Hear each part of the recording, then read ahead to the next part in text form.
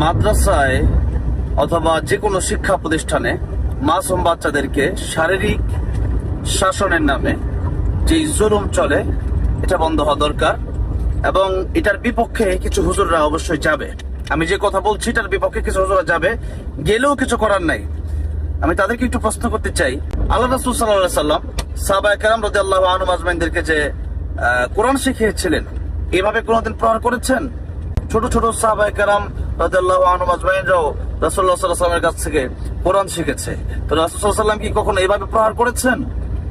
এরপরে যেই বাজে আচরণ অনেক সময় করা হয় স্টুডেন্টদের সাথে, বাচ্চাদের সাথে, এই আচরণগুলো সবাই করে না, কিন্তু বিভিন্ন প্রতিষ্ঠানে করা হয়। এই আচরণ থেকে তারা কি শিখবে?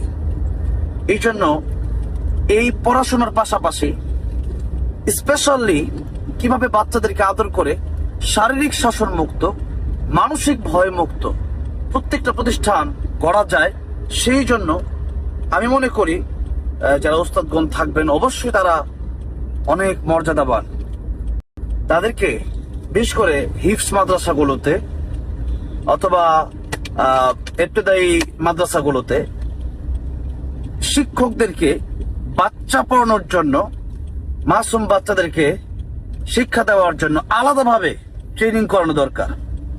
আর না হলে এই যে যে ঘটনাগুলো ঘটছে কিছুদিন পর পরই, যে ছোট্ট একটা ঘটনা শুনলাম, এই যে একটা বাচ্চা গোসল করে না, এই জন্য তাকে বেদরুক তাকে জুলুম করা হলো।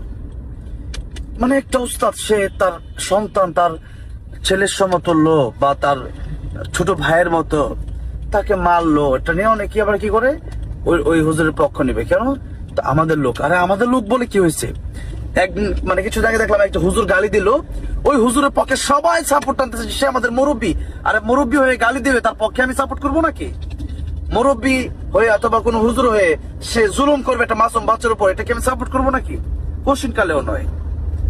এই বিষয়গুলো একটা সময় অনেক বেশি ছিল। হ্যাঁ, আমাদের সময় ছিল।